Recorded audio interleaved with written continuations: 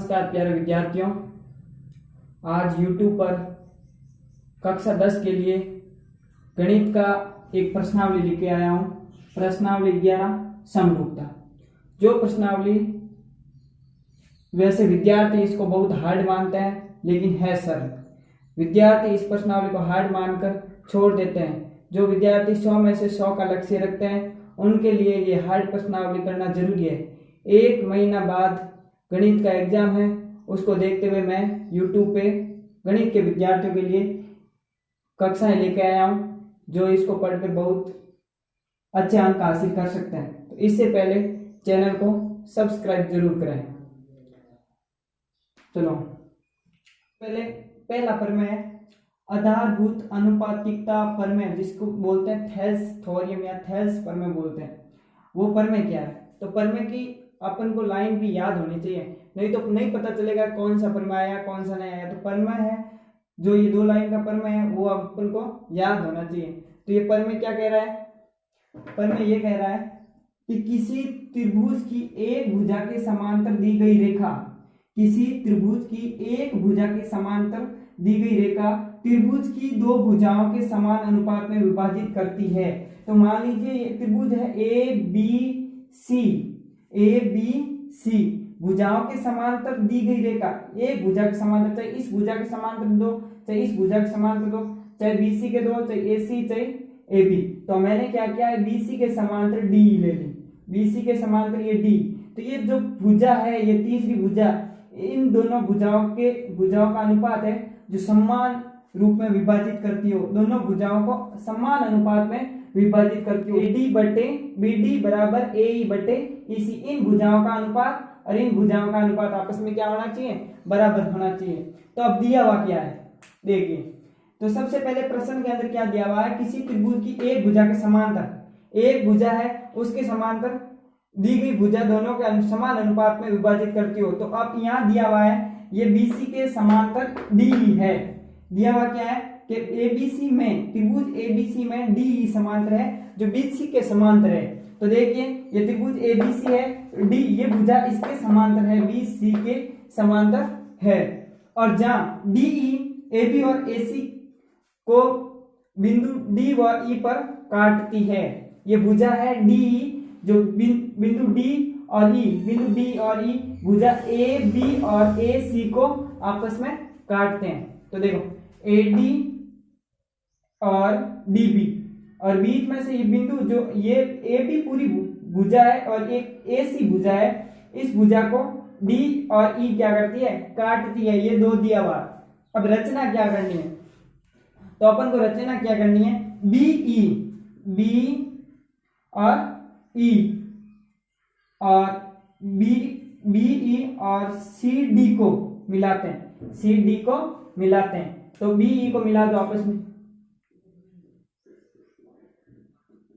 B E को मिला दिया। फिर बाद में क्या कहता है कि सी डी को आपस में मिला दो, ये सी डी को मिला दी, ये अपने रचना की है सिद्ध करने के लिए। फिर बाद में क्या दिया हुआ है? बिंदु ई से ए बी, बिंदु ई से ए बी पर लंब खींचते हैं।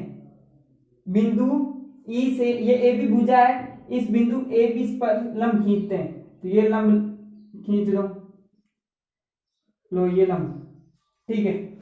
फिर बाद में क्या कहता है कि बिंदु डी से, बिंदु ये डी से एसी पर लंब खींचना है। तो ये एसी पे लंब खींच देते हैं, ये एसी पे लंब खींच देते हैं। चलो, फिर बाद में क्या है? उपपत्ति दिया हुआ रचना, और इसके आधार पर अपन को करनी है उपपत्ति, और उपपत्ति से अपन थ्योरम को क्या कर देंगे? सिद्ध कर देंगे। तो उपपत्ति में सबसे पहले क्या दिया हुआ है कि देखो त्रिभुज बीडीई, त्रिभुज बीडीई व त्रिभुज सीईडी एक ही आधार पर स्थित है। त्रिभुज बीडीई कौन सा है? त्रिभुज बीडीई और सीईडी दोनों एक ही आधार डी पर स्थित है। तो इन दोनों, ये त्रिभुज एक तो ये ले लो और ये त्रिभुज एक, ये इन दोनों का आधार है जो क्या है? डी और ई। और दो समांतर रेखाओं के मध्य स्थित है। ये दोनों त्रिभुज डीई और बीसी के मध्य स्थित है, तो इनका दोनों का क्षेत्रफल होगा जो आपस में क्या होगा, बराबर होगा। क्षेत्रफल क्या होगा, बराबर होगा। तो ये क्षेत्रफल हमने क्या कर दिया, बराबर ले लिया। चलो क्षेत्रफल बराबर त्रिभुज बीडीई का क्षेत्रफल व त्रिभुज सीडीई का क्षेत्रफल, समीकरण संख्या 1। क्यों लिया ये बराबर, वापस देख लीजिए एक बार। क्योंकि ये दोनों त्रिभुज है, जो एक तो डीईबी और एक है डीईसी, ये दोनों त्रिभुज समांतर भुजाओं के मध्य स्थित है और दोनों का आधार है जो 1 है, इसलिए ये दोनों त्रिभुजों का क्षेत्रफल होगा वो बराबर होगा।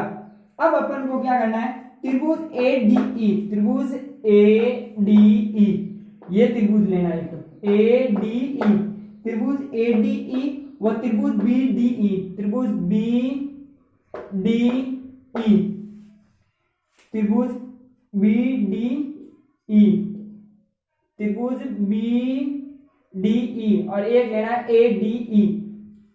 ये दो त्रिभुजों से त्रिभुज देखो, त्रिभुज एडीई का क्षेत्रफल बट्टे त्रिभुज बीडीई का क्षेत्रफल बराबर। अब त्रिभुज के क्षेत्रफल क्या होता है, 1/2 आधार इंटू ऊंचाई। तो त्रिभुज एडी का देखते हैं, त्रिभुज एडीई, त्रिभुज एडीई, इसका आधार क्या है, तो इस त्रिभुज का आधार है 1/2, त्रिभुज का आधार क्या है, एडी, त्रिभुज का आधार क्या है, एडी, ये त्रिभुज का आधार है। इस त्रिभुज का आधार क्या है, एडी गुणा ईएफ, ईएफ इस त्रिभुज की ऊंचाई है और ये दोनों त्रिभुजों की ऊंचाई ईएफ होगी, दोनों त्रिभुजों की ऊंचाई क्या होगी, ईएफ होगी। इस डीईबी की भी ऊंचाई ये होगी और एडीई की ऊंचाई भी ये ईएफ ही होगी, त्रिभुज की ऊंचाई ईएफ ही होगी, ईएफ ही होगी। अब क्यों होगी, क्योंकि ये दोनों त्रिभुजों की ऊंचाई ईएफ होगी। जब क्यों होगी, देखो एडीई का शीर्ष क्या है, डी, और डीईबी का शीर्ष भी डी। एक तो शीर्ष उभयनिष्ठ है और दोनों का आधार एक ही भुजा पर स्थित हो, तो दोनों का आधार है एडी और डीबी, दोनों त्रिभुजों का आधार एक ही रेखा पर स्थित हो, तो उसका जो ऊंचाई होती है वो एक ही होती है। तो दोनों की ऊंचाई क्या है, ईएफ। और दूसरा त्रिभुज क्या, बीडीई का क्षेत्रफल 1/2 डीबी, इसके आधार क्या है, डीबी इंटू ईएफ, दोनों की ऊंचाई क्या है, 1 है। तो ईएफ से ईएफ कैंसिल हो गया, 1/2 से 1/2 कैंसिल हो गया, तो बचा क्या, एडी/डीबी, एडी/डीबी। कोई दिक्कत नहीं यहाँ पर। इसी प्रकार अब त्रिभुज लेना अपन को एडीई, त्रिभुज एडीई, एक त्रिभुज ये सेम ही लेना। दूसरा त्रिभुज है जो ये लेना है सी डी ई, पहले त्रिभुज हमने ये लिया, अगली बार लेना है ये त्रिभुज सी डी ई। तो देखो अब इसका क्या हो गया, इन दोनों का शीर्ष ई है, इस त्रिभुज का शीर्ष ई लेते हैं और इस त्रिभुज का शीर्ष ई, एक तो शीर्ष उभयनिष्ठ है और इन दोनों का आधार है जो एक भुजा पर स्थित है, तो इनकी ऊंचाई भी क्या होगी, डीजी। तो 1/2 ए बटे डीजी, ए बटे डीजी, डी और जी ये ऊंचाई है, ठीक है। फिर सी डी का आधार क्या होगा, इसी, ये इसी आधार, और ऊंचाई क्या होगी, डीजी, ये डीजी ऊंचाई। तो डीजी से डीजी कैंसिल हो गई, 1/2 से 1/2 कैंसिल हो गया, तो बचा क्या, ए बटे इसी। अब समीकरण 1, 2, 3 से, समीकरण 1, 2, 3 से अब देखो समीकरण 1 क्या कहता है, बीडी का क्षेत्रफल और सीडी का क्षेत्रफल बराबर है। तो ये और ये चीज दोनों क्या है, आपस में बराबर है, और ये दोनों आपस में क्या हो गई, बराबर। ये और ये दोनों आपस में बराबर, और ये दोनों आपस में बराबर। तो ये भी आपस में क्या होगा, AD/DB और AE/EC क्या होंगे, बराबर होंगे। क्योंकि ये शर्त, ये कंडीशन और ये कंडीशन बराबर है, ये कंडीशन बराबर होगी, तो ये कंडीशन और ये कंडीशन भी बराबर होगी, और ये कंडीशन और ये कंडीशन भी क्या होगी, आपस में बराबर होगी। तो AD/BD बराबर AE/EC। इतिसिदम अपन को क्या बोला था, इतिसिदम क्यों हुआ, क्योंकि AD/BB और ए बटे ईसी, यही अपन को सिद्ध करना था। कहा देखो, दोनों भुजाओं का अनुपात समान हो। आधारभूत समानुपातिक प्रमेय के अनुसार ये पहला सवाल कर रहे हैं। ये पहला सवाल कह रहा है त्रिभुज एबीसी में डीई समांतर बीसी है तथा एडी बटे बीडी है बराबर 3/5 है। यदि एसी बराबर 5.6 सेंट इकाई हो तो ए का मान ज्ञात करो। त्रिभुज कौन सा है?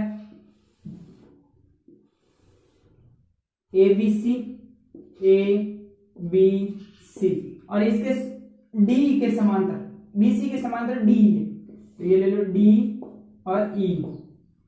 फिर बाद में क्या दिया? एडी कितनी है? 3, बीडी कितनी है? 5, और ये टोटल एसी कितनी है? 5.6। आधारभूत समानुपातिक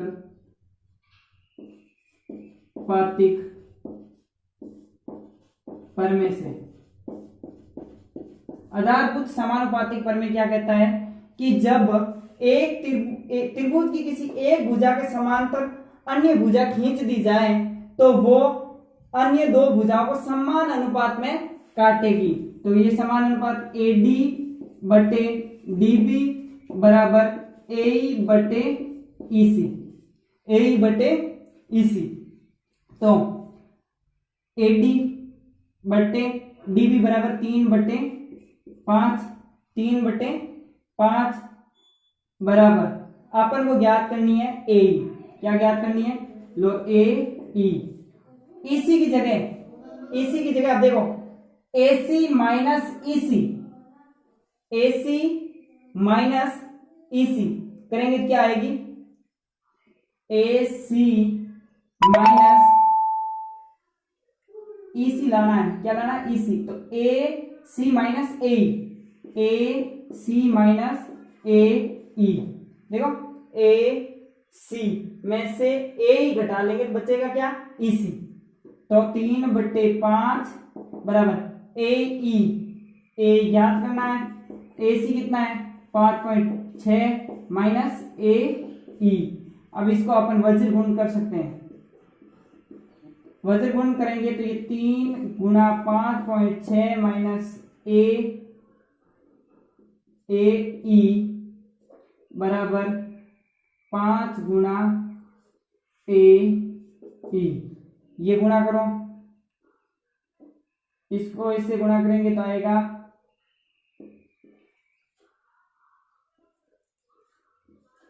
16.8। देखो 6 18 8 है सर भाई, 1 5 3 15 और 1 16 माइनस 3 ए बराबर 5 ए ई। ये इधर माइनस का उधर जाएगा तो प्लस का, तो प्लस का हो गया 5 और 3 8 ए ई बराबर 16.8। तो ए ई बराबर 16.8 भाग 8 बराबर कितना आ जाएगा? तो एक बार गया भाग, चलो एक बार चला गया, एक बार 16 में 2 बार जाएगा। कितनी बार जाएगा? 2 बार। अगली संख्या उतारने के लिए अपन को लगाना होता पॉइंट लगाया, उतारा 8 भाग दिया 1 बार। तो ये ए ई है जो आएगी 2.1 सेंटीमीटर, लेकिन इसमें इकाई दिया हुआ तो यहाँ इकाई आएगा, इकाई। ठीक है, तो कल अपन इसी प्रश्नावली के कुछ और प्रमेय करेंगे, उससे संबंधित और सवाल करेंगे। आप इस प्रमेय के संबंधित जितने भी सवाल है उन सवाल को आराम से बैठकर मिलाएगा, क्योंकि गणित एक ऐसा सब्जेक्ट है जितनी बार मिलाओगे उतना ही अच्छा समझ में आएगा।